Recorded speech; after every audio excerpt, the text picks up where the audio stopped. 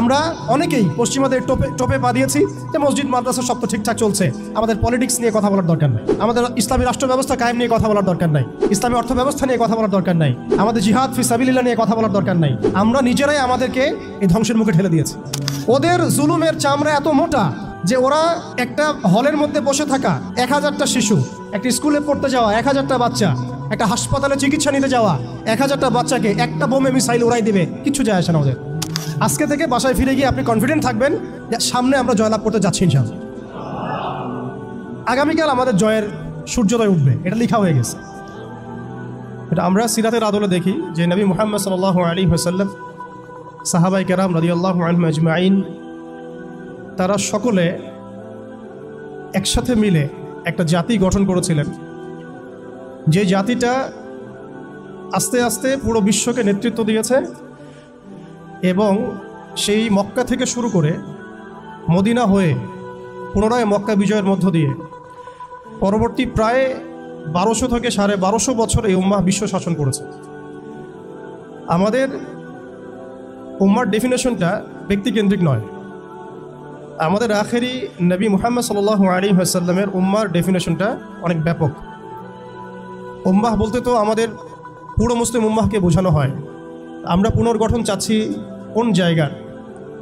পুরো মুসলিম উম্মার, নাকি শুধু বাংলাদেশের, নাকি বাংলাদেশ সহ ভারতীয় উপমহাদেশের, নাকি মধ্যপ্রাচ্যের, না পুরো বিশ্বের? এখানে উম্মা কনসেপ্টটা অনেক অনেক ডিপ, অনেক ব্যাপক, অনেক গভীর। আর সত্যি কথা বলতে পুরো উম্মার ইসলাহ, পুরো উম্মার সংশোধন এখন ব্যক্তির উপর এককভাবে ফলাফলযোগ্য নয়। এটা পুরো উম্মা কেন্দ্রিক যেহেতু ফিকির, অতএব উম্মার প্রত্যেকটা জায়গার মানুষদেরকেই এই ফিকিরটা করতে হবে। আমরা যে দৃষ্টিকোণ থেকে কথাটা বলছি সেটা হচ্ছে আমাদের অঞ্চলে উম্মতে মুহাম্মাদির পুনর্গঠনটা কিভাবে সম্ভব। আমরা এভাবে যদি কথা বলতে চিন্তা করি যে আমি বা আমরা দায়িত্ব নিয়েছি পুরো বিশ্বের উম্মার হালত পরিবর্তন করার, এটা আমাদের উপরে যোগ্যতার চেয়ে বেশি দাবি হয়ে যাবে। এটা আমাদের পক্ষে সম্ভব না। পুরো বিশ্বের উম্মার ইসলাহ, সংশোধন, পুনরুদ্ধার, পুনর্গঠন, এটা আমাদের পক্ষে মনে হয় না সম্ভব। আমাদের পক্ষে কতটুকু সম্ভব? আমরা উম্মার যে অংশ বিলং করি সেই অংশে উম্মার পুনর্গঠন কিভাবে সম্ভব?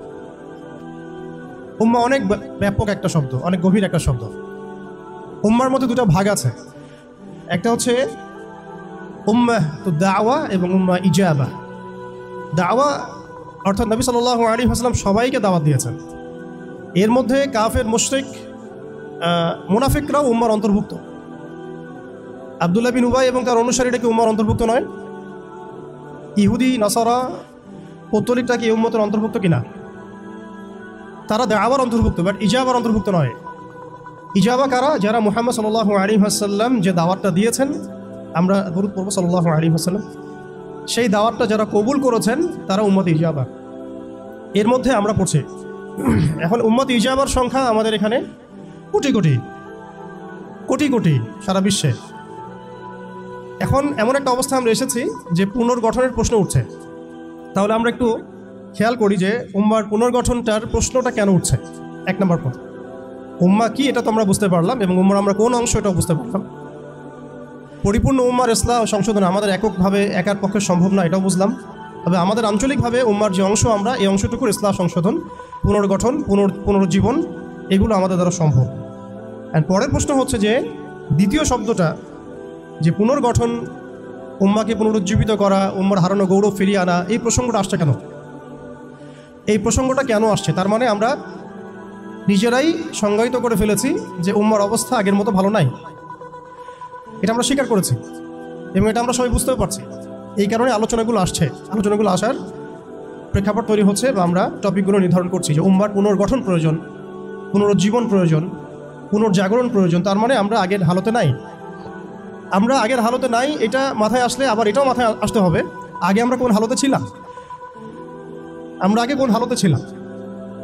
একজন ব্যক্তি রমাদান মাসে লাইলাতুল কদরে হেরা গুহায় আল্লাহ রাব্বুল আলামিনকে ডাকছেন, আল্লাহ রাব্বুল আলামিন তাকে আল কোরআনের মতো কিতাব প্রদান করছেন এবং তাকে সর্বশেষ এবং চূড়ান্ত নবী হিসেবে আল্লাহ পাক মনোনীত করছেন। কেন সেই ব্যক্তি হেরা গুহায় আল্লাহ রাব্বুল আলামিনকে এভাবে ডাকছেন? কারণ তিনি যে সমাজে বসবাস করেন সেই সমাজটাকে আইয়ামে জাহিলিয়াত বলা হতো। সে সমাজের মধ্যে শিরক ছিল, সুদ ছিল, রিবা, মাদক, নারীর অবমাননা, গোত্রীয় হানাহানি, এরকম জাহালাতে পূর্ণ একটা সমাজে তিনি আল্লাহ পাকে ডাকছিলেন। সে একজন ব্যক্তি থেকে আস্তে আস্তে দাওয়াত শুরু হলো এবং তিনি প্রথমে ম্যান টু ম্যান দাওয়াত দিতে লাগলেন। আবু বকর, উসমান, ওমর, আলী রাদিয়াল্লাহু আনহুম আজমাইন, তাদের মধ্যে সাহাবী তৈরি হতে লাগলো। এক পর্যায়ে মক্কায় 13 বছর দাওয়াতের মধ্যে আমরা সবরের পরিচয় দিলাম, ধৈর্যের পরিচয় দিলাম, দাওয়াত অব্যাহত থাকলো, আমরা নির্যাতন নিপীড়ন সহ্য করলাম। এক পর্যায়ে আমরা হিজরত করলাম, প্রথমে আবিসিনিয়ায়, কখনো তায়েফে, এক পর্যায়ে মদিনায় গিয়ে ইসলামী রাষ্ট্র কায়েম হলো। আমরা জিহাদ এবং দাওয়াতের মধ্য দিয়ে আস্তে আস্তে মদিনাকে বেস করে বদর, উহুদ, খন্দক, মুতা, তাবুক এইসব সিঁড়ি পেরিয়ে মক্কা বিজয় পর্যন্ত আসলাম। মক্কা বিজয় পর্যন্ত আসার পরে আমরা দেখলাম যে আইয়ামে জাহিলিয়াতের কোনো জাহালাত মক্কার মধ্যে নাই। যেই মক্কা আমরা ছেড়ে গিয়েছিলাম 23 বছরের ব্যবধানে আমরা দেখলাম সেই মক্কা আইয়ামে জাহিলিয়াত মুক্ত হলো। শুধু তাই নয়, সেখানে কোনো শিরক থাকলো না, কোনো রিবা থাকলো না, কোনো মাদক থাকলো না, কোনো নারীর অবমাননা থাকলো না, গোত্রীয় হানাহানি থাকলো না। যেখানে আমরা ছিলাম মুস্তাদআফিন, দুর্বল, আমরা ছিলাম মক্কা থেকে বিতাড়িত, আমরা ছিলাম সংখ্যালঘু, সেখান থেকে আলহামদুলিল্লাহ মাত্র 23 বছরের ব্যবধানে আমরা পুরো জাজিরাতুল আরবকে শাসন করলাম। এবং সেই বেইজের উপর দাঁড়িয়ে আবু বকর, ওমর, ওসমান, আলী রাদিয়াল্লাহু আনহুম আজমাইন তারা আরও প্রায় 30 বছর ইসলামী খেলাফা বাস্তবায়ন করলেন। এমনকি তাদের বেইজের উপর দাঁড়িয়ে উমাইয়ারা শাসন করলো প্রায় 90 থেকে 95 বছর, আব্বাসীয়রা প্রায় 500 বছরের মতো। এরপরে আসলো তুর্কিরা, মাঝখানে ফাতেমিরা, আপনারা জানেন মামলুকরাও শাসন করেছে, সেলজুকরাও করেছে, অটোম্যানরাও করেছে। তো আমরা বুঝতে পারছি যে উম্মাহ এই হালতে ছিল না এখন যে হালতে আছে। এই ছোট্ট কথা থেকে আমরা বুঝতে পারলাম যে উম্মাহ একসময় বিজয়ী ছিল সব দিক থেকেই, শুধু ব্যক্তিগতভাবে নয়, আধ্যাত্মিকভাবে নয়, শুধুমাত্র তাজকিয়াগত দিক থেকে নয়, শুধুমাত্র সামাজিকভাবে নয়, বরং রাজনৈতিকভাবেও। অর্থাৎ উম্মার পুনর্গঠন, পুনর্জীবন, এই যে কথাগুলো আসে এগুলো বেসিক্যালি আমরা রাজনৈতিক টার্মিনোলজি থেকে ডিল করছি আর কি। আমাদের উম্মার অবস্থা সবসময় এই বিশ্বকে নেতৃত্ব প্রদানকারী অবস্থায় ছিল, যেখান থেকে আমরা এখন সরে আসছি বলে আমাদেরকে এই টপিক নির্ধারণ করতে হচ্ছে যে কিভাবে আমরা এর পুনর্গঠন করব, পুনর্জীবন করব। এতটুকু আমাদের কাছে ক্লিয়ার যে আমরা এক সময় বিশ্বকে শাসন করেছি, বিশ্বকে নেতৃত্ব দিয়েছি। ব্যক্তি জীবন থেকে শুরু করে রাজনৈতিক জীবন পর্যন্ত আমরা আল্লাহ রাব্বুল আলামিন এবং তার রাসূলের প্রত্যেকটা বিধান মেনে চলেছিলাম বা মানার চেষ্টা করেছিলাম। আল্লাহ পাক আমাদেরকে সম্মানিত করেছিলেন। পৃথিবীর কোনো পরাশক্তি আমাদের সামনে টিকতে পারতো না, পৃথিবীর কোনো পরাশক্তি আমাদের সামনে টিকতে পারে নাই, না রোমানরা, না পার্সিয়ানরা, না এদিকের মাজুসিরা, আর না এই সাবকন্টিনেন্টের পৌত্তলিকরা, কেউই আমাদের সামনে দাঁড়াতে পারে নাই। তার মানে আমরা কয়েকটা দিক থেকে উম্মার বিজয়ে এই সময়টা পেরিয়ে এসেছি। একটা হচ্ছে আধ্যাত্মিক দিক। উম্মা এক সময় আধ্যাত্মিকভাবে এমন আলোকিত ছিল যে তাদের ইমানের সামনে কোনো কুফর টিকতে পারতো না। তারা পারিবারিকভাবে আলোকিত ছিল, তারা জ্ঞানতাত্ত্বিকভাবে আলোকিত ছিল, তারা তাসাউফের দিক থেকে আলোকিত ছিল, তারা অর্থনৈতিক দিক থেকে অনেক শক্তিশালী ছিল, সামরিক দিক থেকে তারা অনেক শক্তিশালী ছিল। জামাবদ্ধভাবে আমরা থাকতাম, কোনো বিভক্তি ছিল না। আমাদের মধ্যে আসসামু ওয়া তাআ ছিল, আমাদের মধ্যে আমির, মামুর, বায়াত এবং ইতাআত ছিল, আমাদের মধ্যে রাষ্ট্র ব্যবস্থা ছিল, খিলাফা স্টেট ছিল, শরিয়া আইন ছিল এবং শরিয়া বা ইমারা রাষ্ট্র ব্যবস্থা ছিল। এবং আস্তে আস্তে আমরা এই বেইজের উপর দাঁড়িয়ে বাইতুল মুকাদ্দাস পর্যন্ত জয় করেছিলাম। শুধু তাই নয়, আমরা বলতে পারি যে সিন্ধু, এদিকে সিন্ধু, ওইদিকের আফ্রিকা, আফ্রিকা থেকে সিন্ধু পর্যন্ত, ওইদিকের পশ্চিমা সভ্যতা থেকে চায়না পর্যন্ত, বলা যায় পৃথিবীর 4 ভাগের 3 ভাগ আমাদের দখলে ছিল। এই ছিল উম্মার অবস্থা। আমি বলেছিলাম টপিকটা অনেক গভীর, অনেক সময় সাপেক্ষ। আমি খুব অল্প কথায় বলার চেষ্টা করছি। উম্মার পুনর্জাগরণ কথাটা বলতে আমরা শুধু আধ্যাত্মিক পুনর্জাগরণ বুঝি না। আধ্যাত্মিক পুনর্জাগরণ আমাদের অনেকের অনেক ভালো অবস্থা এখনও আছে, আলহামদুলিল্লাহ। আমাদের প্রচুর মসজিদ আছে, প্রচুর মাদ্রাসা আছে, প্রচুর তুল্লাব আছেন, প্রচুর ওলামায়ে কেরাম আছেন। আমাদের বুদ্ধিজীবীর অভাব নাই, সামরিক বাহিনীর অভাব নাই, কিন্তু আমাদের ইসলামিক স্টেটেরও অভাব নাই। নামকা বাস্তে যদিও অনেক কিছুই, জনসংখ্যাও প্রচুর, সম্পদও প্রচুর, খনিজ সম্পদও প্রচুর। আমাদের মা বোনদের, পর্দানসীন মা বোনদের অভাব নাই।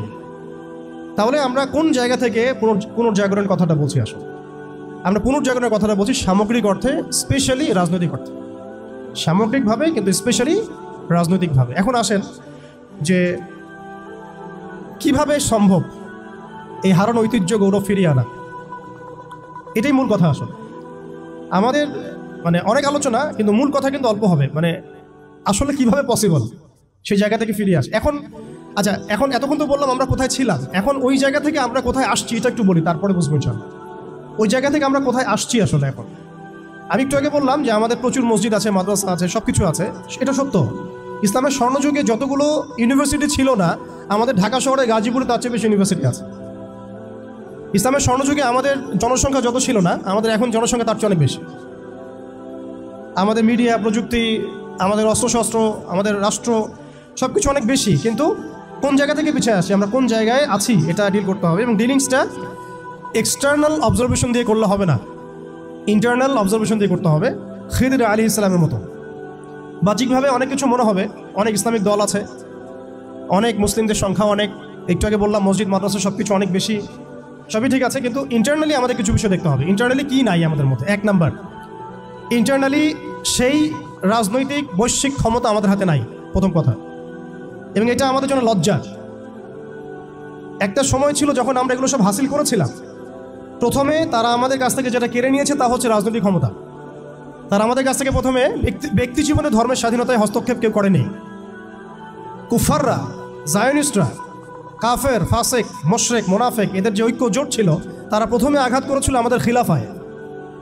তারা প্রথমে আমাদের ব্যক্তি জীবনে এসে আঘাত করেন, নামাজ পড়তে পারবা না, পর্দা করতে পারবা না, গরুর গোশত নিয়ে হাঁটতে পারবা না, দেখলেই পিঠায় মেরে ফেলবো, এই জায়গায় তার আগে আঘাত করেনি আমাদেরকে। তারা আমাদেরকে সবার আগে আঘাত করেছে রাজনৈতিক জায়গায়। আমাদের খেলাফা কনসেপ্ট তারা ভেস্তে দিয়েছে, ভেঙে দিয়েছে, বাইতুল মুকাদ্দাসকে লিবারেট করেছে। এরপরে সেই খেলাফা কনসেপ্টটাকে দূর করে দিয়ে তারা 50 থেকে 57টার মতো ক্ষুদ্র ক্ষুদ্র রাষ্ট্রে আমাদেরকে বিভক্ত করে দিয়েছে। এরপরে শুধু তাই নয়, এটা তো গেল বিভক্তি, কাঁটাতারের বেড়ার, যেটাকে আমরা নাম দিয়েছি জাতীয়তাবাদ। তারা প্রথমে আমাদের মাদ্রাসাগুলো বন্ধ করে নাই, তারা ওয়াকফ বিল দিয়ে এইভাবে আমাদের মাদ্রাসা, আমাদের মসজিদ, ভূমিগুলোকে দখল করে নাই। তারা প্রথমে আমাদের রাজনৈতিক ক্ষমতাটাকে কেড়ে নিয়েছে, খিলাফা কনসেপ্টটাকে ডিস্ট্রয় করেছে। এরপরে 57টার মতো টুকরা টুকরা রাষ্ট্রে আমাদেরকে ভাগ করেছে। এরপরের অবস্থা আরও ডেঞ্জারাস। ওই রাষ্ট্রগুলোর মধ্যে তারা তাদের তাবেদার মোনাফেক শাসক বসাইছে। তাদের ধাপগুলো বুঝেন, কোন জায়গা থেকে আমরা কোন জায়গায় আসছি। তারপরে আমি অল্প কথা শেষ করব যে সলিউশন হতে পারে কি কি, যদিও সেগুলোর বেশিরভাগই তাত্ত্বিক, প্র্যাকটিক্যাল খুব কমই হবে। আর প্র্যাকটিক্যাল কেন কম হবে? আমাদের কারণেই হবে।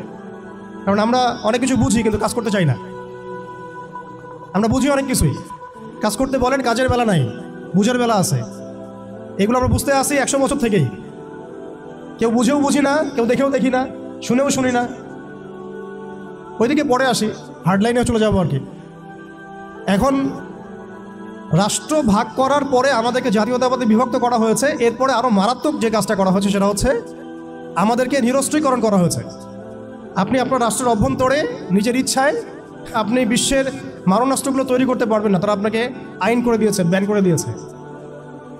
তারা আমাদের রাষ্ট্র ব্যবস্থার মধ্যে ইউনাইটেড নেশনসের মতো মুসলিমদের ইউনাইটেড মুসলিম অর্গানাইজেশনগুলোকে দমন করেছে এবং সেগুলো গঠন করতে আমাদেরকে দেয় নাই। উল্টা তারা সেগুলো করেছে ঠিকই। এরপরে তারা আমাদের রাষ্ট্র ব্যবস্থাগুলোর মধ্যে ওই মুনাফিক শাসকদেরকে বসিয়ে জনগণকে শাসন করিয়েছে। এখনও করে যাচ্ছে, আগামীতেও হয়তো করে যাবে।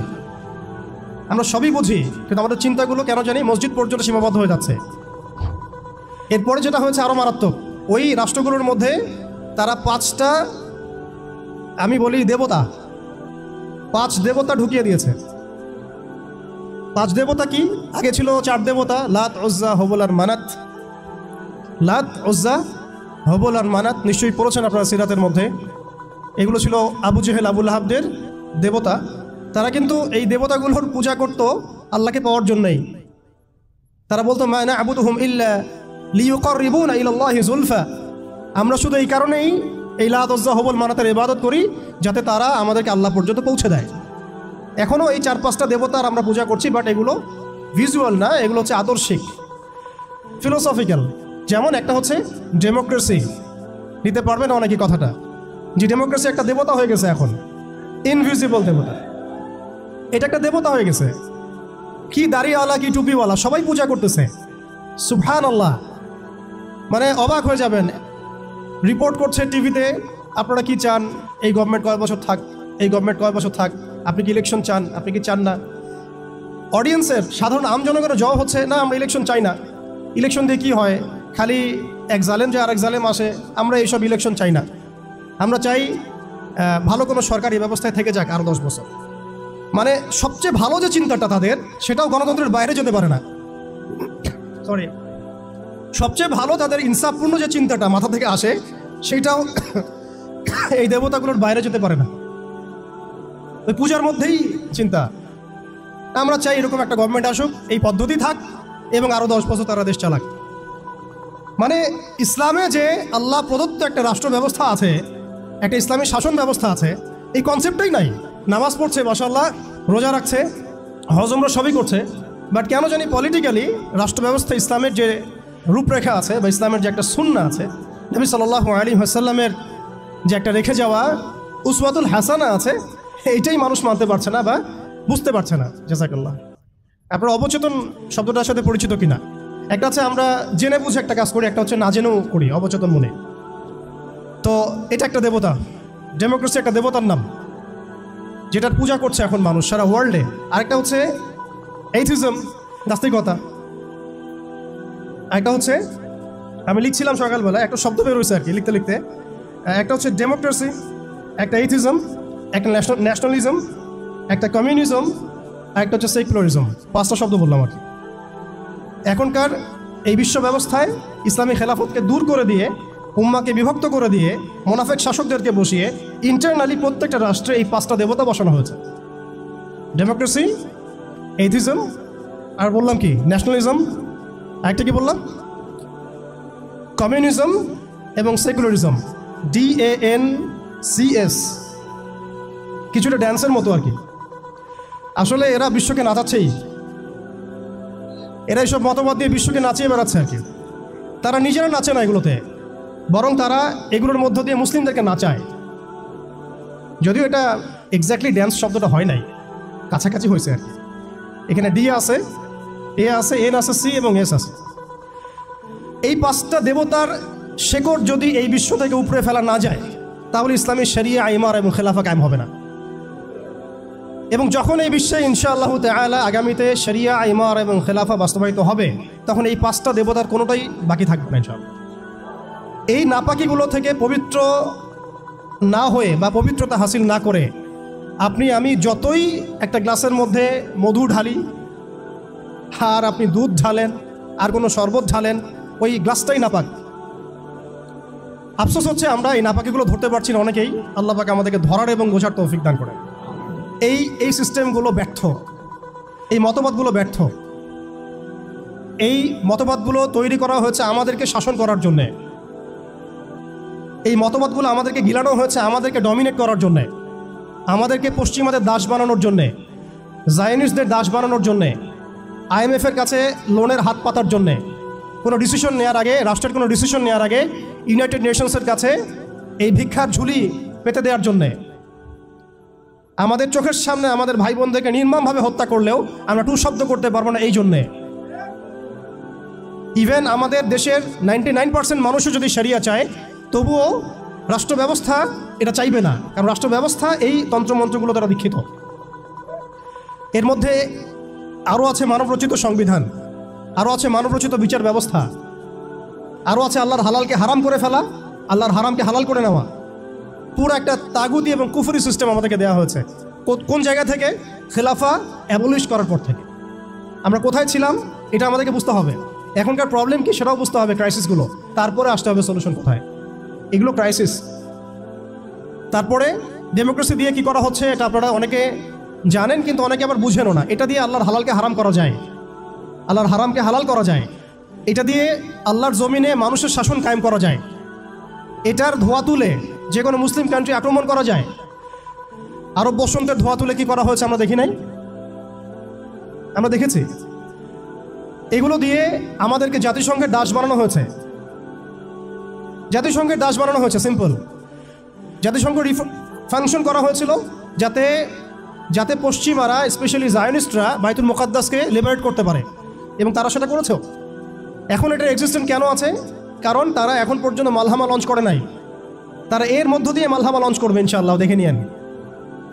এটা কেন করা হয়েছে, রাখা হয়েছে এই কারণে, যাতে প্রত্যেকটা মুসলিম কান্ট্রি ধরে ধরে একেবারে রক্তের নদী বা সমুদ্র বইয়ে দেওয়া যায়, কিন্তু আমরা কোনো ডিসিশন নেওয়ার আগে ওর দিকে তাকিয়ে থাকবো। আমাদের বাড়ির পাশেও যদি কাল আপনি দেখেন মুসলিমদেরকে জবাই করা হচ্ছে, যেটা শুরু হয়ে গেছে অলরেডি, আপনি এখন প্রতিবাদ করার জন্য জাতিসংঘের মুখোপেক্ষী। ইভেন আমরা দেখলাম প্যালেস্টাইনের পক্ষে কথা বলার জন্য নাকি মানুষ এখন জাতিসংঘের কাছে দ্বারস্থ হচ্ছে। কি হাস্যকর বিষয়! যারা এই সমস্ত সমস্যার মূল কেন্দ্র, তাদের কাছে আমরা সাহায্যের হাত পাচ্ছি। অথচ আমরা নামাজে বলছি ইয়্যাকা না'বুদু ওয়া ইয়্যাকা নাস্তাঈন, আল্লাহ আমরা শুধু তোমারই ইবাদত করি, তোমার কাছেই সাহায্য চাই। অথচ পলিটিক্যালি আমরা আল্লাহর সাহায্য নিতে চাচ্ছি না। আল্লাহর সাহায্য তো আল্লাহর আইন, আল্লাহর বিধান, শরিয়া, ইমারা এবং খেলাফা। অনেক কথা ভাই, কথা বলতে গেলে রাত শেষ হয়ে যাবে আর কি আজকে। এখন আপনাদের ধৈর্য যদি ঘটাবো না। এখন কথা হচ্ছে, এই একটা তন্ত্র আমাদেরকে এমনভাবে নেক্সট স্রোতে ধোঁকা খাওয়াচ্ছে যে এই তন্ত্রের বেড়াজালে যারাই পড়েছে তারাই কখনো আর খিলাফা কনসেপ্টের দিকে আসতে পারে নাই, কখনো পসিবল হয় নাই। যত দাড়ি টুপি নিয়ে গিয়েছেন কখনো পসিবল হয় নাই। এটা প্রমাণিত, এটা বিগত 100 বছরের হিস্ট্রি থেকে প্রমাণিত। এইটা দিয়ে মন্দের ভালো কিছু প্রতিবাদ করা যেতে পারে, কিন্তু ওই প্রতিবাদে পশ্চিমাদের কিছু যায় আসে না। আপনি 1 কোটি মানুষকে দিয়ে মার্চ ফর গাজা করেন, কিচ্ছু যায় আসে না, ওদের কিচ্ছু যায় আসে না। অনেস্টলি স্পিকিং, ওদের জুলুমের চামড়া এত মোটা যে ওরা একটা হলের মধ্যে বসে থাকা 1000টা শিশু, একটা স্কুলে পড়তে যাওয়া 1000টা বাচ্চা, একটা হাসপাতালে চিকিৎসা নিতে যাওয়া 1000টা বাচ্চাকে একটা বোমে মিসাইল উড়াই দিবে, কিচ্ছু যায় আসে না ওদের। এরা ফেরাউন এই যুগের, এরা নমরুদ, এরা এই যুগের হামান, কারুন, ফেরাউন। এদের প্রতি দয়া দেখানো মানে হচ্ছে আমরা মিসগাইডেড। এদের সাথে দয়া দেখানোর কোনো ভাষা থাকতে পারে না। এদের সাথে দয়া দেখানোর কোনো ভাষা আমাদের থাকতে পারে না। এদের সাথে ভাষা একটাই হতে পারে, সেটা জিহাদের ভাষা, কিতালের ভাষা। এই বিষয়গুলো স্পষ্ট করে আপনাকে গণতন্ত্র বলতে দিবে না। এই বিষয়গুলো স্পষ্ট করে আপনাকে সেকুলারিজম বলতে দিবে না, কমিউনিজম বলতে দিবে না, এথিজম বলতে দিবে না, এবং এই ডেমোক্রেসি বলতে দিবে না। তাহলে এই তন্ত্রমন্ত্রগুলো দেওয়া হয়েছে আমাদেরকে তাদের দাস বানানোর জন্যে, তাদেরকে আমাদের অধীনে আনার জন্য নয়। এই জিনিসটা আমরা বুঝতে অনেক সময় ভুল করেছি, এখনও ভুল করছি। আমি খালি প্রশ্ন করতে চাই যে আর কতদিন ভুল করবো আমরা? আল্লাহ পাক আমাদের চোখ খুলে দেন, মনের চোখ। আল্লাহ পাক আমাদের কলবের চোখ খুলে দেন। আপনি 20টা আসন পাইতে পারেন হাইয়েস্ট, 5টা আসন পাইতে পারেন হাইয়েস্ট, ওখানে আপনি দাস হয়ে থাকবেন। আপনি 20টা আসন নিয়ে পার্লামেন্টে দাস হয়ে থাকবেন। 20টা আসন নিয়ে আপনি বলতে পারবেন না যে এটা হালাল, এটা হারাম, এটা জায়েজ, এটা না জায়েজ, এটা করতে হবে, এটা করতে হবে না। আর যদি আপনি বলেনও, আপনার কথা কেউ শুনবেও না। কারণ মেজরিটি শুড বি গ্রান্টেড, তাদের মূল নীতি হচ্ছে এটা। সংখ্যাগরিষ্ঠ মানুষ যা বলবে তাই হক।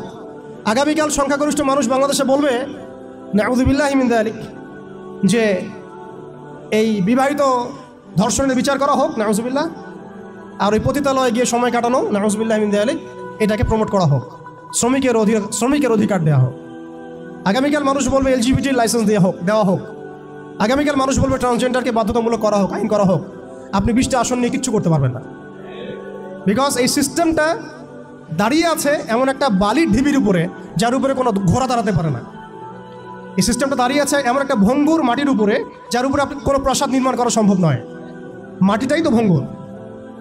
তো এই আদর্শিক এই মতবাদগুলো দিয়ে তারা আমাদের খিলাফাটাকে ডিস্ট্রয় করে দিয়েছিল। আজকে থেকে 100 বছর হয়ে গেছে। আজকে 100 বছর পরে এসে আমি এগুলো নিয়ে কথা বলছি, আমরা এগুলো নিয়ে কথা বলছি। তো মাশাআল্লাহ, এটা ভালো। আমি এই ব্যাপারে আশাবাদী যে মাশাআল্লাহ বাংলাদেশের তরুণ প্রজন্ম এখন বুঝতে শিখছে, আলহামদুলিল্লাহ। এবং আমরা যদি এভাবে দাওয়াতের মেহনত অব্যাহত রাখতে পারি, ইনশাআল্লাহ তাআলা, অন্যদের 20 বছর লাগলে আমাদের 2 বছর লাগবে ইনশাআল্লাহ। আমি কাজের ব্যাপারে পরে আসছি, একটু সময় নেব আপনাদের কাছে। এরপরে তারা যেটা করেছে, হালতটা বুঝেন। এরপরে তারা আমাদের ইয়াং জেনারেশনকে টার্গেট করেছে, কয়েকটা জেনারেশনকে টার্গেট করেছে তারা। একটা হচ্ছে ওলামায়ে কেরাম শ্রেণী, একটা হচ্ছে পলিটিশিয়ান, একটা হচ্ছে তরুণ প্রজন্ম, একটা মেয়েরা, একটা বাচ্চারা। খেয়াল করে দেখেন, আমাদের পলিটিশিয়ানদেরকে তারা টার্গেট করে কি করেছিল? তাদেরকে ক্ষমতার লোভ দিয়ে ইমান হারা করেছে, এবং আল্লাহর জমিনে মুসলমান নামধারী শাসকদেরকে দিয়েই আল্লাহ বিরোধী আইন বাস্তবায়ন করাইছে। এটা কারা করিয়েছে? আপনি যদি বলেন দাজ্জাল কে এসে করে দিয়ে গেছে, না। বলেন দাজ্জাল কে এসে করে দিয়ে গেছে, না। কে করেছে? নামধারী মুসলিম শাসকরাই করেছে। এবং তারা বলেছে জনগণ এটাই চায়। দেখেন, শাসকদেরকে তারা ক্ষমতা দিয়ে তাদের বসে নিয়ে আসছে, দুনিয়াবী স্বার্থ দিয়ে বসে নিয়ে আসছে। ওলামায়ে কেরামদের একটা শ্রেণীকে তারা কিভাবে বসে নিয়ে আসছে? মসজিদ করে দিব, মাদ্রাসা করে দিব, সব কিছুর সাপোর্ট আমরা দিব, রাষ্ট্র নিয়ে, অর্থনীতি নিয়ে, সমাজনীতি নিয়ে আপনারা কথা বলতে আইসেন না। এই টোপ তারা গিলেছেন অনেকেই, অনেকে গিলেছেন। এবং গেলার পর একটা পর্যায়ে কী হয়েছে? ভারত জাজল্যমান দৃষ্টান্ত আমাদের সামনে, জাজল্যমান দৃষ্টান্ত। যখন আল্লামা আবুল হাসান আলী নাদভী রহমতুল্লাহি আলী বলেছিলেন যে ইতিহাসের এমন কিছু সন্ধিক্ষণ আসে যখন রাজনৈতিক বিচক্ষণতার অভাবে মুসলিমরা যদি এমন কোনো সিদ্ধান্ত নেয় যে সিদ্ধান্তটা যুগোপযোগী না, তাহলে সেই একটা সিদ্ধান্ত উম্মাকে 100 বছর পিছায় দেয়। আপনারা পড়ে দেখেন ওই বইটা, মুসলিমদের পতনে বিশ্ব কি হারালো, বইটা পড়ে দেখেন। ঠিক আমরা দেখুন, আমরা মনে করেছি আমরা একটা ইসলামিক রাষ্ট্র, আমরা একটা রাষ্ট্রে আছি, এই রাষ্ট্রের হিন্দু গভর্নমেন্ট, কোনো সমস্যার কিছু নাই, তারা আমাদেরকে মসজিদ দিয়েছে, মাদ্রাসা দিয়েছে, সব কিছু ঠিকঠাক চলছে। হঠাৎ দেখা গেল যে উগ্রপন্থী কিছু হিন্দু এসে সব সিজ করে ফেললো, এবং দিনে দুপুরে তারা এখন মানুষকে কুপিয়ে হত্যা করছে, পিটিয়ে হত্যা করছে, বাড়িঘর ভেঙে ফেলছে, মসজিদ ভেঙে ফেলছে, মাদ্রাসা সিলগালা করে দিচ্ছে। কোথায় গেল আমার খানকা, কোথায় গেল আমার মসজিদ, কোথায় গেল আমার মাদ্রাসা, কোথায় গেল আমার জনগণ, কোথায় গেল আমার মায়ের সম্মান, সব চলে গেল। কিসের অভাবে? রাজনৈতিক ক্ষমতার অভাবে। অর্থাৎ রাজনৈতিক দৃষ্টি এবং দর্শন বিবর্জিত কোনো দাওয়াত কখনো চূড়ান্ত সাফল্য আনতে পারবে না। আমরা অনেকেই পশ্চিমাদের টোপে পা দিয়েছি যে মসজিদ মাদ্রাসা সব তো ঠিকঠাক চলছে, আমাদের পলিটিক্স নিয়ে কথা বলার দরকার নাই, আমাদের ইসলামী রাষ্ট্র ব্যবস্থা কায়েম নিয়ে কথা বলার দরকার নাই, ইসলামী অর্থ ব্যবস্থা নিয়ে কথা বলার দরকার নাই, আমাদের জিহাদ ফি সাবিলিল্লাহ নিয়ে কথা বলার দরকার নাই। আমরা নিজেরাই আমাদেরকে এই ধ্বংসের মুখে ঠেলে দিয়েছি। এরপর আরও সমস্যা, তারা আমাদের ইয়াংদেরকে টার্গেট করেছিল। দেখেন, ইয়াংদেরকে টার্গেট করে কত মেহনত তারা করেছে। মেয়েদেরকে ফ্রি অ্যাক্সেস দিয়ে দিয়েছে, ফ্রি মিক্সিং, বাচ্চা থেকে শুরু করে একদম চাকরি লেভেল পর্যন্ত জেনা করাচ্ছে ফ্রি, পর্নোগ্রাফি ফ্রি, আপনার চরিত্র হনন করার যা এলিমেন্টস আছে সব তো ফ্রি, সব ফ্রি। আর মেয়েদেরকে বেপর্দা করে বাইরে নিয়ে আসছে, বাচ্চাদেরকে ছোটবেলা থেকে মাথা নষ্ট করার যা এলিমেন্ট সব দিয়ে দিচ্ছে, খাবারে ভেজাল মিশাচ্ছে, আমাদের ভাইদেরকে বিয়ে কঠিন করে ফেলছে, জেনা সহজ করে ফেলছে। কি করে নাই তারা? শিক্ষা ব্যবস্থা থেকে ইসলামকে উঠে দিচ্ছে। আপনি সারা জীবন পড়াশোনা করেন, দেখেন আপনি 20টা সূরা শিখতে পারেন কিনা, ফরজে আইন শিখতে পারেন কিনা। একটা করে ডিপার্টমেন্ট ধরে ধরে তারা কাজ করেছে। এর উপর আবার অর্থ ব্যবস্থা ওদের হাতে নিয়ে নিয়েছে, ওয়ার্ল্ড ব্যাংক দিয়ে, IMF দিয়ে, ফেডারেল রিজার্ভ দিয়ে। এতে করে পুরো বিশ্বের ইকোনমিক মোড়ল তারা হয়ে গেছে। এখন আপনি আমি একটা স্বাধীন দেশে বসবাস করলেও অর্থনৈতিকভাবে আমরা স্বাবলম্বী হতে পারি না, দ্বারস্থ হতে হয়, বাণিজ্যে হতে দ্বারস্থ হতে হচ্ছে, ব্যবসায় হতে হচ্ছে, ফাইন্যান্সে হতে হচ্ছে। এমনকি আমাদের যে একটা সম্পদ ছিল, পকেটে রাখা যেত গোল্ড কয়েন এবং সিলভার দিরহাম, ওইটা পর্যন্ত তারা অ্যাবলিশ করে দিল, দিয়ে আপনাকে আমাকে ডিজিট ধরাই দিল, দিয়ে আমাদের টাকাগুলো সিজ করে ফেললো। এবং এগুলো যদি মুহূর্তের মধ্যে কলাপস করে যায়, আপনি কিছু করতেও পারবেন না, বিকজ এগুলোর নিয়ন্ত্রণ আপনার হাতে নাই, ইভেন একটা রাষ্ট্রের সেন্ট্রাল ব্যাংকের হাতেও নাই।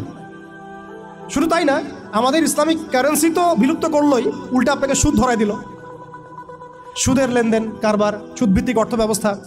কোন ডিপার্টমেন্টটা বাদ দিল তারা? পলিটিক্স থেকে নিয়ে সোশ্যাল, ইকোনমিক, চারিত্রিক, আমাদের মা বোনরা, আমাদের শিশুরা, কোনো ডিপার্টমেন্ট বাদ দেয় না। এর উপর আরও আছে, এর উপরে তারা আমাদেরকে আবার মিডিয়া দিয়ে নিয়ন্ত্রণ করা শুরু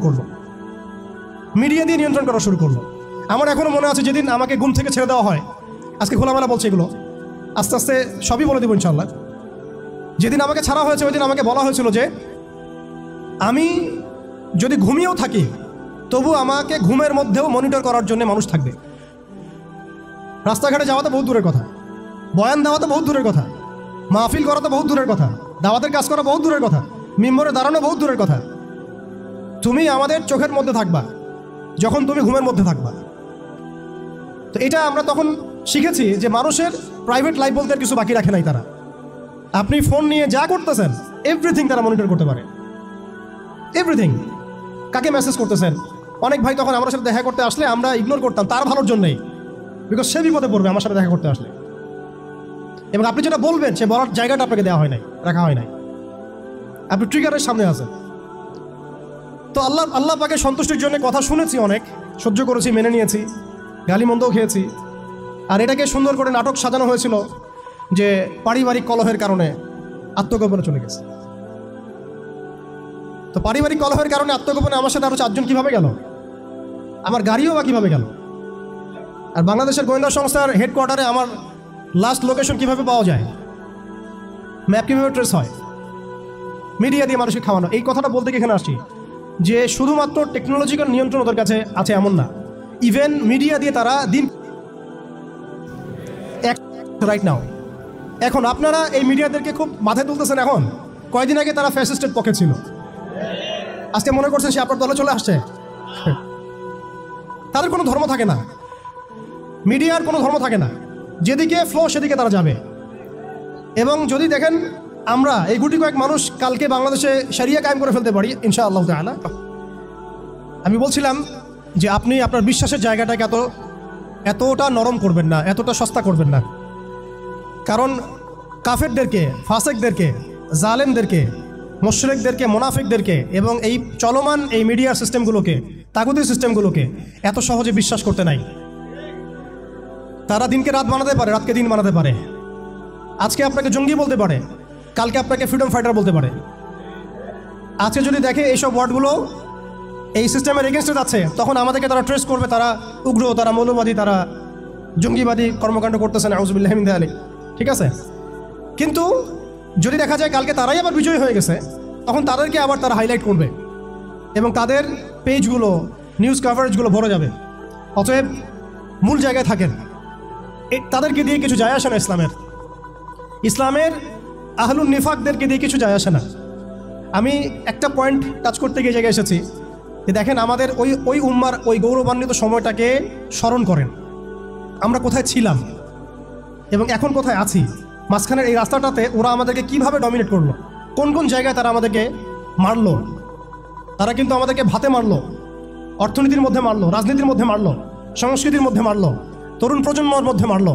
তারা আমাদেরকে কিন্তু বেপরদামি দিয়ে মারলো, পর্নোগ্রাফি দিয়ে মারলো, মিডিয়া দিয়ে মারলো, প্রযুক্তি দিয়ে মারলো। প্রযুক্তির কথাটা না বললেই না, সিস্টেম এমনভাবে তারা আপডেট করেছে যে একটা জায়গায় সামরিক অভিযানের প্রয়োজন নাই তাদের। এখন এআই টেকনোলজি দিয়ে তারা ঘরে বসে কিবোর্ডের ক্লিকের মধ্য দিয়ে আমাকে এখানে শ্যুট করতে পারে। এখন রাইট নাও আমরা কিছু করতে পারবো না। এবার আমাদের কোনো প্রতিরক্ষা ব্যবস্থা নাই। আপনি কোথায় বসে আছেন ওইখানে আপনাকে শ্যুট করা সম্ভব। প্রযুক্তি এমন জায়গায় নিয়ে গেছে তারা। আপনি মুসলিম কান্ট্রিগুলোর অবস্থা দেখেন। আমরা বাংলার জমিনে দিন কায়েমের কথা বলছি, বাংলার জমিনে ল্যাকিংসগুলো আপনি ফাইন্ড আউট করেন।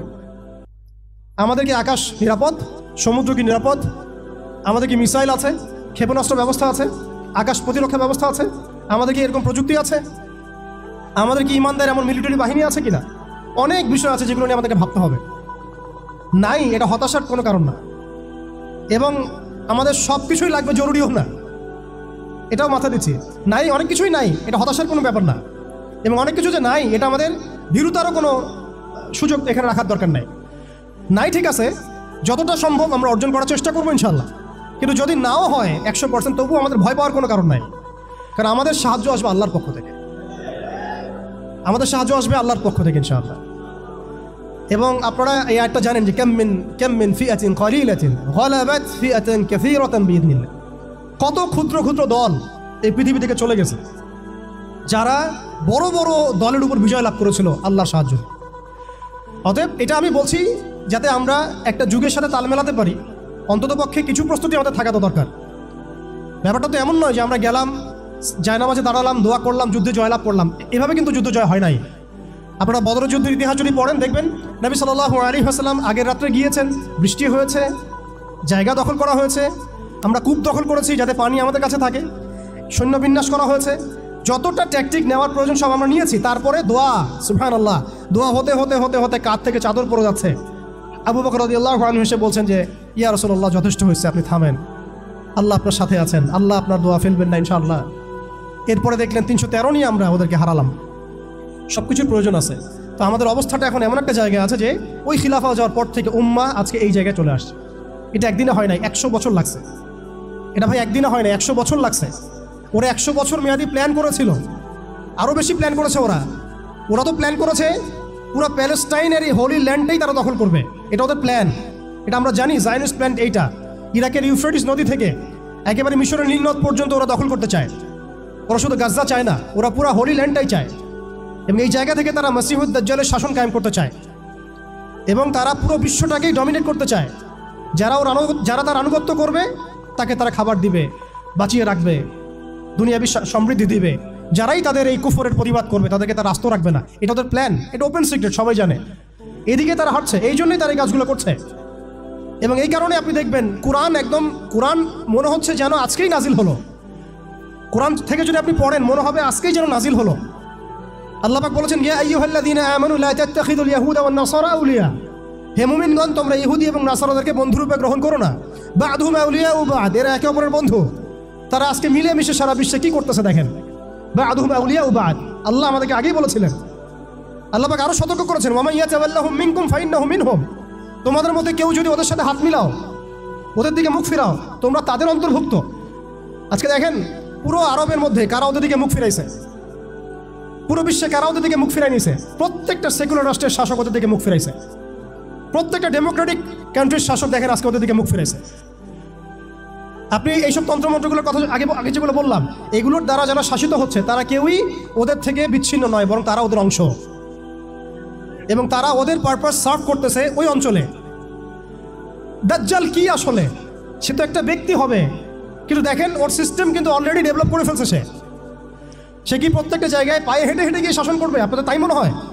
সে প্রত্যেকটা জায়গায় তার এজেন্টদেরকে বসাবে, এটাই বাস্তব।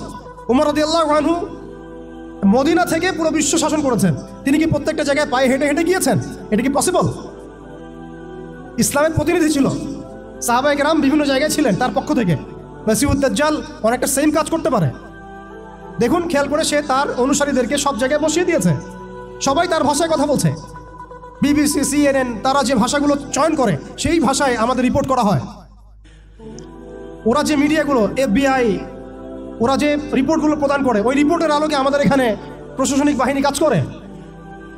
তারা যেভাবে ফাংশন করে সেইভাবে কাজ করা হয়। পুরো বিশ্বটা যেন একটা সিস্টেমের মধ্যে নিয়ে আসা হয়েছে। এটাই হচ্ছে একটা দাজ্জালি ওয়ার্ল্ড অর্ডার। এই ওয়ার্ল্ড অর্ডারটাই তারা ফাংশন করেছিল আমাদের খেলাফতটাকে অ্যাবলিশ করার পরে। এই কারণে আমাদের এখানে প্রশ্ন উঠতেছে যে উম্মার পুনর্গঠন কেন দরকার, কিভাবে সম্ভব? আগে আমাদেরকে বুঝতে হবে যে কোন জায়গায় আমরা চলে আসছি, কোন জায়গা থেকে। এখন কি আমাদের ঈর্ষা হচ্ছে না যে আমরা কোন জায়গায় ছিলাম? এখন কি আমাদের খারাপ লাগছে না যে আমরা আসলে কোন জায়গায় ছিলাম, আজকে কোন জায়গায় আছি? অনেস্টলি স্পিকিং আপনি বলেন, আজকে যদি গাজায় 1000টা শিশুকে হত্যা করে আপনি আমি কি করতে পারবো? আমরা কি বুঝতে পারছি আমরা কোন জায়গায় আসছি? আর স্মরণ করেন সেই সময়ের কথা যখন একটা মুসলিম যুবতীর উপর চোখ তুলে তাকানোর অধিকার কারো ছিল না, এই ক্ষমতা কারো ছিল না। চোখ তুলে ফেলতাম একেবারে আমরা। ঘরের ভিতরে যদি বাহির থেকে কেউ তাকাতো অন্যায়ভাবে, চোখ উপড়ায় ফেলতাম আমরা। একটা মুসলিম রমণীর সম্ভ্রমহানি করা হয়েছিল এই সাবকন্টিনেন্টে, এই সিন্ধুতে, মনে আছে আপনাদের? তার সম্ভ্রমের জন্যে, তার সম্ভ্রম বাঁচানোর জন্যে পুরা মুহাম্মদ বিন কাসিমের জাইশ আসছে। আপনি আমি কি চিন্তা করতে পারছি আমরা কোন জায়গায় ছিলাম? আজকে আপনি দেখলেন রেলে একটা মেয়ে যাচ্ছে ইন্ডিয়াতে, তার নিকাব খুলে ফেলা হলে কেউ কিছু করতে পারলো না। ওরা জোরে জোরে বলছে, বল বল জয় শ্রীরাম বল, তারপর ছাড়বে না, নাউযুবিল্লাহ মিন যালিক। বল জয় শ্রীরাম, তারপর ছাড়বো তোকে। বল মোদিজি কি জয়, তারপর ছাড়বো তোকে। চিন্তা করছেন আমরা কোন জায়গায় আসছি? আমাদের কি ভারতে মসজিদের অভাব আছে, মাদ্রাসার অভাব আছে? ভারতে কি মুসলমানদের সংখ্যার অভাব? তাহলে কেন এই জায়গায় আসলো?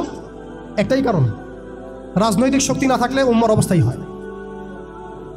রাজনৈতিক শক্তি, হ্যাঁ রাজনৈতিক শক্তি হচ্ছে এখন আমাদের মূল লক্ষ্য হওয়া দরকার। একটা অঞ্চলে ইসলামী ইমারা শরিয়া কায়েম করার জন্য 100% মানুষের 100% পরিপূর্ণ মুসলিম হওয়া শর্ত না। জি, বরং একটা অঞ্চলের মানুষের মধ্যে যদি মুসলিমের মানুষও একদম খালেস মুখলেস হয়, মুত্তাকি হয়, পরহেজগার হয়, ইমানদার হয়, একদম সিরাতের আদলের সব সুন্নাহগুলো মেনে চলে, ওই গুটি কয়েক মানুষের দ্বারা ইনশাআল্লাহ একটা বড় অঞ্চলে খেলাফত প্রতিষ্ঠা করা সম্ভব। আমি একটা এক্সাম্পল দিচ্ছি, আমি আমার আউট অফ হেডস কথা বলছি না।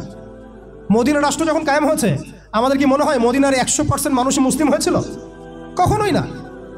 মদিনায় আনসার সাহাবি তারা মুসলিম ছিলেন, আওস ও খাজরাজ গোত্রে হিজরত করে গিয়েছেন মুহাজির সাহাবিরা, এতটুকু ইসলাম, এতটুকু মুসলিম আমাদের। বাকি বহু অংশে মুনাফিক, আব্দুল্লাহ বিন উবাইর অনুসারী, আর বড় বড় 3টা গোত্র আছে ইহুদিদের, বনু কোরাইজার, বনু কাইনুকার, বনু নাজিরের, খায়বার ইহুদিরা আছে, পত্তলিকরা আছে, কিছু নাসারাও আছে আশেপাশে। তারপরেও সেখানে ইসলামী রাষ্ট্র কায়েম হয়েছে। এই শর্তটা যারা জুড়ে দিচ্ছেন এটা ঠিক হচ্ছে না। যে একদম 100% মানুষের ইসলাম না হওয়া পর্যন্ত আমাদের এখানে ইসলামী শরিয়া কায়েম করা যাবে না, এই কনসেপ্ট ঠিক না। বরং আপনি দেখেন, একটু খেয়াল করে দেখেন, একটা এক্সাম্পল দিই, জুলাই অভ্যুত্থান, ঠিক আছে, এই সময় মাঠে ময়দানে ছিল সব মিলায় ধরেন 20% মানুষ এই বাংলাদেশের, বাকি 80% মানুষ ঘরেই ছিল, আজও ঘরে আছে, শরিয়া কায়েম হলেও ঘরেই থাকবে। আপনি খেয়াল করে দেখেন, তাদের কিছু যায় আসে না, তারা যেভাবে ছিল সেভাবে আছে। আগে ছিল একটা শাসন, তাদের কাছে মনে হচ্ছে এখন আরেকটা শাসন আসবে। তাদের চিন্তায় তো এতটুকু, চিন্তার লিমিটেশন এতটুকুই, একজন গেছে আরেকজন আসবে, এক তাগুত গেছে আর এক তাগুত আসবে, মদের বোতল চেঞ্জ হবে, মদ সেম থাকবে, ওদের চিন্তাটা এমনই। তো এত মানে আমাদের কঠোর চিন্তার প্রয়োজন নাই যে 100% মানুষ মুসলমান পরিপূর্ণ না হওয়া পর্যন্ত শরিয়া কায়েম হবে না। আমি এই পয়েন্টটাতে একটু সময় নিয়ে নিলাম। দেখেন ভারতের অবস্থাটা আমাদেরকে খুব পীড়া দিচ্ছে, ভারতের অবস্থা আমাদেরকে অনেক পীড়া দিচ্ছে না। এটা দেওয়ার পরেও কিন্তু আমি কিছু করতে পারছি না। এটা যদি আল্লাহ না করুক যদি এটা বাংলাদেশে হয়, আল্লাহ না করুক এটা যদি বাংলাদেশে হয়, তখন আপনার ফতোয়া কী হবে, আমাদের ফতোয়া কী হবে, এটা আমাদের এখন স্পষ্ট করা উচিত। এবং যেটার আশঙ্কা আমরা করি সেটার প্রিপারেশন কেন আমরা নিব না? যেটার আশঙ্কা আমরা করি বা যেটা আমরা বুঝতে পারছি এটা হতেই পারে, অসম্ভব কিছু না, তাহলে তার প্রিপারেশন আমরা কেন রাখবো না? এটা আমার প্রশ্ন আর কি। ভারতের মুসলিমরা কি কখনো ভেবেছিল আজকে থেকে 10 বছর আগে এমনটা হবে? ওয়াকফ বিলের মাধ্যমে আমাদের সব সম্পত্তি তারা গ্রাস করে ফেলবে, কেউ কি ভাবছে? আচ্ছা আমাকে একটা প্রশ্নের উত্তর দেন, আগামীকাল যদি দারুল উলুম দেওবন্দ তারা দখল করে ফেলে, বলেন, আগামীকাল যদি তারা বলে দারুল উলুম দেওবন্দ আমাদের, এখান থেকে বের হও সবাই, কি করবেন আপনারা? না আমরা কি করবো? ফতোয়া কি আসবে? কোনো স্ট্রং ফতোয়া আসবে কিনা? সেটাকে প্রতিহত করার জন্য আমাদের জীবন দেওয়ার প্রশ্ন আসবে কিনা? এটাই তো কথা। যদি হ্যাঁ হয়, তাহলে আজকে আমরা ভারতের মুসলমানদেরকে মৃত্যুর হাতে ছেড়ে দিচ্ছি কিভাবে? আর যদি না হয় তাহলে তো কিছু বলার নাই। মানে আমাদের সামনে রাস্তা তো দুইটা, হয় তাদের সামনে, আমাদের বলতে আমি তাদেরকে আমাদের অন্তর্ভুক্ত করে বোঝাচ্ছি, তাদের সামনে রাস্তা দুইটা, হয় এখন তাদের মার খেয়ে মরবে জিল্লতির সাথে, থুতু চাটাচ্ছে তারা রাস্তায়, আমাদের মুসলিম ভাইদেরকে তারা থুতু চাটাচ্ছে রাস্তায়, মেয়েদেরকে নগ্ন করতেছে, বাড়িঘর জ্বালাই দিচ্ছে, মসজিদ ভেঙে দিচ্ছে, মাদ্রাসা দখল করতেছে, গরুর গোশত নিয়ে গেলে পিঠায় মেরে ফেলতেছে, বাবার সামনে মেয়েকে ধর্ষণ করতেছে। সবচেয়ে বড় কথা, আমাদের নিরপরাধ ভাইদেরকে তারা একটা ইস্যু ক্রিয়েট করে হত্যা করতেছে। এটা একটা জেনোসাইড, গাজার মতোই একটা অবস্থা তারা সৃষ্টি করছে ভারতে, কাশ্মীরে। এখন কথা হচ্ছে তাদের সামনে অপশন কয়টা?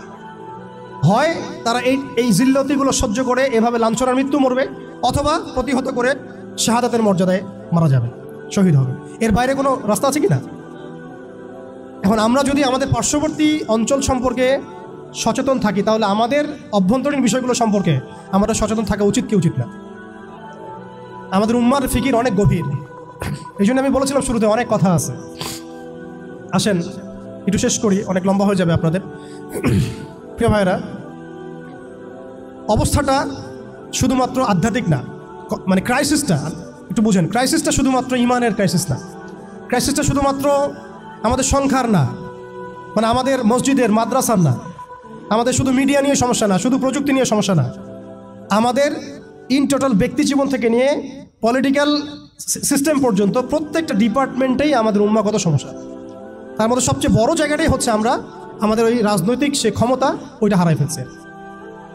আল্লাহ পাক আমাদের সবাইকে উম্মার সেই হারানো জায়গায় ফিরে যাওয়ার তৌফিক দান করে। এখন তো প্রশ্ন একটা আসতেছে যে এটা কি পসিবল কিনা, এটা পসিবল কিনা সেটা আমি না বলে হাদিস থেকে বলি। রাসূলুল্লাহ সাল্লাল্লাহু আলাইহি ওয়াসাল্লাম আখিরুজ্জামানের হাদিসগুলোর মধ্যে অনেকগুলো হাদিস, এগুলোর মধ্যে ইরশাদ করেছেন। আমি কয়েকটা সামারি বলছি এখানে। এই বাইতুল মুকাদ্দাস যেটা আমরা দেখছি, ইনশাআল্লাহ এই বাইতুল মুকাদ্দাস যেটা আমরা দেখছি, এখান থেকে ইনশাআল্লাহ তাআলা ইসলামী খেলাফা কায়েম হবে, এটা ভবিষ্যৎবাণী লেখা হয়ে গেছে। মালহামা হবে, এটা লেখা হয়ে গেছে। এবং মুসলিমদের একটা বড় অংশ শহীদ হবে, এটাও লেখা হয়ে গেছে। মুসলিমদের একটা অংশ এই যুদ্ধে জয়লাভ করবে, এটাও লেখা হয়ে গেছে। ঈসা আলাইহিস সালামের হাতে 40 বছর ইসলামী খেলাফা কায়েম হবে, এটাও লেখা হয়ে গেছে। তাহলে এই বিষয়ে যাদের মধ্যে কনফিউশন আছে যে ইসলাম কি আবার সে আগের জায়গায় যাবে, উম্মা কি আবার হারানো ওই জায়গায় ফিরে পাবে, এই কনফিউশনটা আগে দূর করতে হবে। আজকে থেকে বাসায় ফিরে গিয়ে আপনি কনফিডেন্ট থাকবেন যে সামনে আমরা জয়লাভ করতে যাচ্ছি ইনশাআল্লাহ। আগামীকাল আমাদের জয়ের সূর্যোদয় উঠবে, এটা লেখা হয়ে গেছে। এটা যাদের মধ্যে পড়াশোনা নাই, এলেম নাই, যারা দুনিয়াদার, যারা এইসব তন্ত্রের মধ্যে ধোকায় পড়ে আছে, তাদেরকে বললে তারা হাসতে পারে, তারা হাসতে পারে।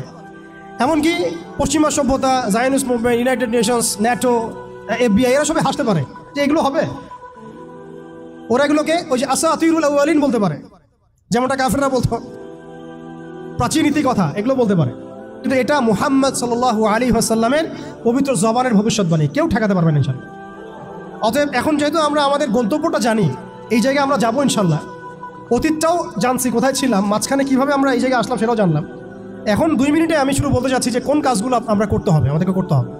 এটা আজকে একটু মেমোরাইজ করার চেষ্টা করতে হবে। ফার্স্ট অফ অল ভাই, ব্যক্তি থেকেই শুরু হয়, ব্যক্তি থেকেই শুরু হয়। আপনি আমি আজকে থেকে চিন্তা করব, একটু ধৈর্য ধরেন, জাস্ট 5 মিনিট।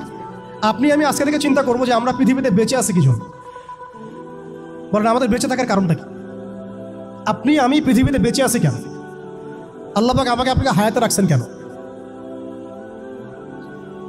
2টা কাজ আমাদের। যত কিছু আমাদের আশেপাশে ঘুরতেছে, স্ত্রী, সন্তান, ব্যবসা বাণিজ্য, চাকরি বাকরি, এইটা সেইটা, এগুলো সবই গৌণ। আমাদের মুখ্য কাজ 2টা, আল্লাহর ইবাদত করা, তার জমিনে তার দিন কায়েম করা। বাকি সব কিছু এর আওতাভুক্ত।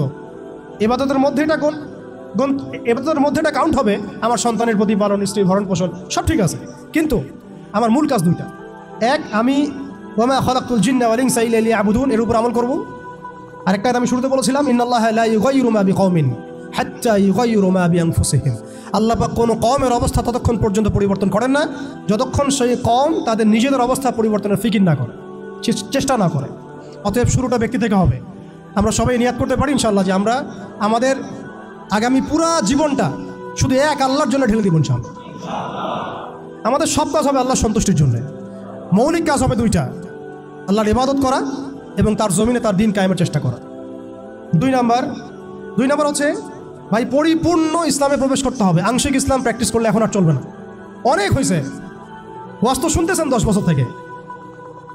আমি তো মুসলিম পরিবারের সন্তান, 30 বছর হয়ে গেছে বয়স, 35 বছর হয়ে গেছে বয়স। এই যে আমাদের অনেকের বয়স 40-50 হয়ে গেছে, আর কি, আর কত? দুনিয়া তো দেখলাম, দুনিয়া তো যথেষ্ট দেখলাম। অতএব পরিপূর্ণ ইসলামে প্রবেশ করতে হবে। এটার মাধ্যম হচ্ছে আল্লাহ পাকের সব হালাল মেনে চলবো, হারাম মেনে চলবো, সব আদেশ মেনে চলবো, নিষেধ ছেড়ে দিব, সুন্নাহ ভিত্তিক জীবনযাপন করবো ইনশাআল্লাহ। রাসূল সাল্লাল্লাহু আলাইহি ওয়াসাল্লাম যা করতে বলেছেন করবো, ছাড়তে বলেছেন ছাড়বো। এবং 3 নম্বর হচ্ছে ইসলাম বিরোধী যে আকীদা, দর্শন, মতবাদগুলো আছে এগুলোকে চিনতে হবে। শুধু ইসলাম পালন করেই যাবেন, এইদিকে আবার তাগুত, কুফর, হারাম সবই থাকবে, এই জগা খিচুড়ি দিয়ে আবার কাজ হবে। আমাদেরকে এই যুগে আবু বকর, ওমর, ওসমান, আলী হতে হবে, একদম মুখলেস, একদম খালেস, একদম পরিশুদ্ধ হওয়ার চেষ্টা করা ইনশাআল্লাহ। তো ইসলামের পরিপূর্ণতার মধ্যে প্রবেশ করার চেষ্টা করতে থাকা এবং একই সাথে ইসলাম বিরোধী যে আকীদা আমলগুলো আছে এগুলো থেকে দূরে থাকা। এবং ইসলাম বিরোধী অনেক আকীদা আছে, দর্শন আছে, প্রথমে কয়েকটা বললাম, এছাড়া আর অনেক আছে। মুরজি আকীদা আছে, জাবারিয়া আকীদা আছে, কাদারিয়া আছে, আপনার মুতাজিলা আকীদা আছে, রাফেজি আকীদা আছে, খারেজি আকীদা আছে, এগুলো সম্পর্কে চিন্তা হবে এবং আহলুস সুন্নাহ ওয়াল জামাআর আকীদার উপর থাকতে হবে। এর সাথে এই যে পশ্চিমা তন্ত্রমন্ত্রের দর্শনের যে ফিতনাগুলো, এগুলো থেকে দূরে থাকতে হবে, আমলগত ফিতনাগুলো থেকে দূরে থাকতে হবে। সুদ থেকে, ঘুষ থেকে, দুর্নীতি থেকে, জিনা থেকে, ব্যভিচার থেকে, যত রকম কবিরা গুনাহ আছে এগুলো ছাড়তে হবে ভাই। আল্লাহ পাক অপবিত্র কাঁধে আল্লাহর দিনের আমানত দিবেন না, অপবিত্র কলবে আল্লাহ পাকের দিনের আমানত দিবেন না। সো ভিতর বাহির পরিষ্কার করতে হবে, ভিতর বাহির পরিষ্কার করতে হবে। আল্লাহ পাক তৌফিক দান করেন। 4 নম্বর হচ্ছে অবশ্যই মাথার উপরে আমাদের ওলামা ইকরামদেরকে রাখতে হবে। ওলামা বিবর্জিত কোনো জেনারেশন কখনো সফল হতে পারবে না। অতএব ওলামা ইকরামদেরকে আমাদের মাথার উপরে রাখতে হবে, এই সোহবতটা আমাদের লাগবেই। 5 নম্বর হচ্ছে ভাই, হারাম খাওয়া যাবে না, হালাল খাইতে হবে। কোন অবস্থায় আমরা যেন হারামে লিপ্ত না হয়। যত রকম হারাম আছে সব ছাড়তে হবে, ছেড়ে হালালে থাকতে হবে। না খেয়ে থাকবো তাও হারাম খাবো না, না খেয়ে থাকবো তাও হারাম খাবো, এই চিন্তা আমার মধ্যে থাকতে হবে। 6 নম্বর, আমার আপনার জীবনের লক্ষ্য ফিক্স করে ফেলেন। আজকে জীবনের লক্ষ্যটাকে ফিক্স করে ফেলেন। আপনি আসলে দুনিয়াতে কি চাই, কি করতে আসছি, আমাদের কাজটা কি, এইটা যদি ফিক্স করতে পারি, কাজ আমাদের মাশাআল্লাহ 50% হয়ে গেছে। 7 নম্বর হচ্ছে আমাদের পারিবারিক কাঠামোগুলোকে ঠিকঠাকভাবে গড়ে তোলার চেষ্টা করা ইসলামিক আদর্শে। যদি একেবারেই পসিবল না হয়, সেক্ষেত্রে আমাদের সামনে সাহাবীদের মিসাল আছে। বহু সাহাবী পরিবার থেকে সেই সাপোর্টটা পান নাই যেটা প্রত্যাশা করে মানুষ, অনেক নবীও পান নাই। অনেক ক্ষেত্রে দেখা গেছে আসহাবুল কাহাফের মিসাল আমাদের সামনে আছে। তো আমরা চেষ্টা করতে থাকবো, এরপরেও যদি সব কিছু আমাদের অনুকূলে না থাকে এটা আল্লাহর হাতে ছেড়ে দিতে হবে। 8 নম্বর হচ্ছে, এটা খুব জরুরি, আর 2-3টা মিনিট। 8 নম্বরটা সবচেয়ে জরুরি। আজকে সেমিনার হলো, অনেক বয়ান হয়েছে, আলহামদুলিল্লাহ অনেক আলোচনা হয়েছে, অনেক স্কলার এসেছেন। 8 নম্বরটার উপর আমল যদি আমরা না করতে পারি, আমরা শুধু সেমিনারই করতে থাকবো, বাংলার জমিনে শরিয়া কায়েম করতে পারবো না। আমি একটু খোলামেলা বলে দিই আর কি, রাগ করে না। 8 নম্বর যদি আমরা বাস্তবায়ন করতে না পারি, আমরা এভাবে সেমিনারই করতে থাকবো, মাহফিলই করতে থাকবো, আমরা এভাবে মসজিদ মাদ্রাসা সব খেদমত চলতে থাকবে, সব ঠিক আছে, কিন্তু শরিয়া ইমারত দিকে আমরা যেতে পারবো না। যেটা না হলে আমরা আবার পশ্চিমাদের দাসত্ব থেকে মুক্ত হইতে পারবো না, স্বাধীন হইতে পারবো না।